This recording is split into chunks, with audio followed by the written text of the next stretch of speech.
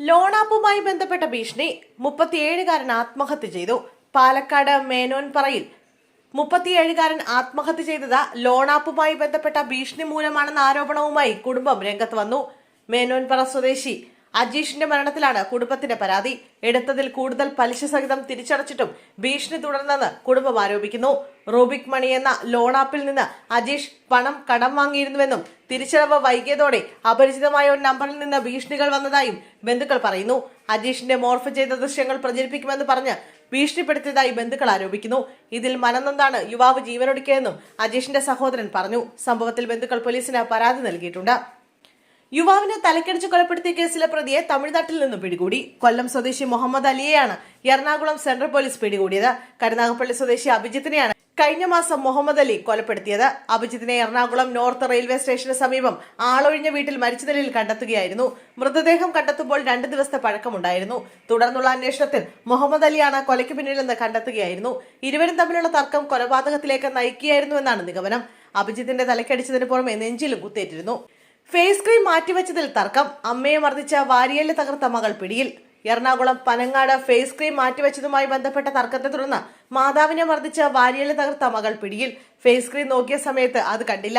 തുടർന്ന് അമ്മ സരസുവിനോട് എവിടെയെന്ന് ചോദിച്ചു. എടുത്തില്ല എന്ന് പറഞ്ഞു. എന്നാൽ ക്രീം എടുത്തു എന്നാരോപിച്ച് മകൾ നിവ്യ ആദ്യം അമ്മയെ നിലത്തിട്ട് ചവിട്ടി. അതിനുശേഷം കമ്പിപ്പാര ഉപയോഗിച്ച് തലയ്ക്കും മറ്റ് ശരീരഭാഗങ്ങളിലും മർദ്ദിക്കുകയായിരുന്നു. ഈ വിഷയത്തിൽ പനങ്ങാട് പോലീസ് കേസെടുത്തിരുന്നു. വാരിയലിനേറ്റ പരിക്ക് ഗുരുതരമായതിനാൽ നിലവിൽ ചികിത്സയിലാണ് നിവ്യയുടെ അമ്മ.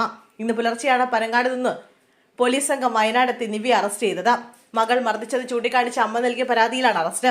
കൊലപാതക കേസിന് പുറമെ 60 കിലോ കഞ്ചാവ് പിടികൂടിയ കേസിലും പ്രതിയാണ് നിവ്യ. ഗുണ്ട ആക്ട് ചുമത്തി ജയിലിലടയ്ക്കാനാണ് പോലീസ് തീരുമാനം.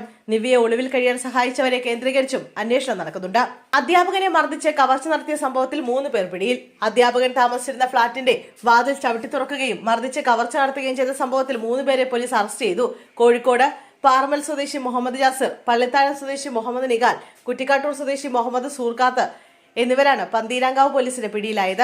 അധ്യാപകനായ മുഹമ്മദ് മുഷ്കിനെയാണ് സംഘം മർദ്ദിക്കുകയും കവർച്ച നടത്തുകയും ചെയ്തത്. ന്യൂ ഇയർ ദിവസം രാവിലെയാണ് നാടിനെ നടുക്കിയ സംഭവമുണ്ടായത്. കോഴിക്കോട് ഹൈലൈറ്റ് മാളിനടുത്തുള്ള സരോജ റെസിഡൻസിലെ 108 നമ്പർ ഫ്ളാറ്റിൽ രാത്രി എത്തിയ സംഘം ഡോർ ചവിട്ടി തുറക്കുകയും മുഷ്കിനെ പരിക്കേൽപ്പിക്കുകയും ചെയ്തു. ശബ്ദം പുറത്തു കേൾക്കാതിരിക്കാൻ ബ്ലൂടൂത്ത് സ്പീക്കറിൽ ഉച്ചത്തിൽ പാട്ട് വെച്ചായിരുന്നു ആക്രമണം. തുടർന്ന് 10,000 രൂപ, laptop, mobile phone, induction cooker എന്നിവയുമായി കടന്നു കളയുകയായിരുന്നു. 13കാരിയെ മാതാവിന്റെ സുഹൃത്ത് ലൈംഗികമായി പീഡിപ്പിച്ചു. സംഭവത്തിൽ വടകര സ്വദേശി അബ്ദുൾ റഫീഖിനും കുട്ടിയുടെ മാതാവിനുമെതിരെ പോലീസ് കേസെടുത്തു. മാതാവിന്റെ സുഹൃത്ത് 2.5 വർഷത്തോളം കുട്ടിയെ പീഡിപ്പിച്ചതായാണ് പരാതി. കുട്ടിയുടെ പിതാവ് വിദേശത്തായിരുന്ന സമയത്താണ് പീഡനം നടക്കുന്നത്. മാതാവിന്റെ അറിവോടെയാണ് പീഡനം നടന്നതെന്ന് പോലീസ് പറയുന്നു. സ്കൂളിൽ നടന്ന കൗൺസിലിംഗിനിടെയാണ് കുട്ടി പീഡന വിവരം വെളിപ്പെടുത്തിയത്. അതേസമയം കേസെടുത്തതിന് പിന്നാലെ ഒളിവിൽ പോയ മാതാവിനെ പോലീസ് കോഴിക്കോട് നിന്ന് അറസ്റ്റ് ചെയ്തു.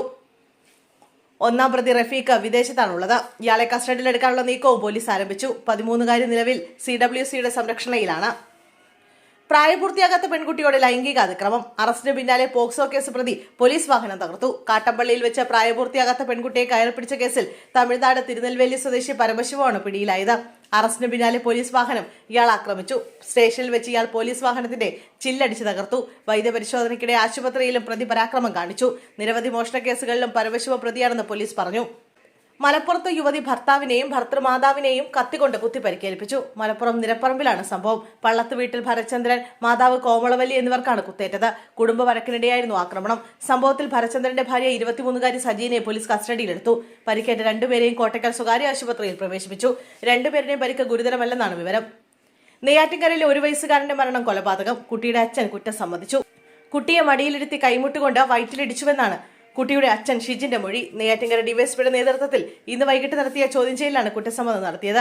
ആന്തരിക രക്തസ്രാവമാണ് കുഞ്ഞിന്റെ മരണകാരണമെന്നായിരുന്നു പോസ്റ്റ്മോർട്ടം റിപ്പോർട്ട്. കഴിഞ്ഞ ശനിയാഴ്ചയാണ് ചികിത്സയിലിരിക്കെ 1 വയസ്സുകാരൻ മരിച്ചത്.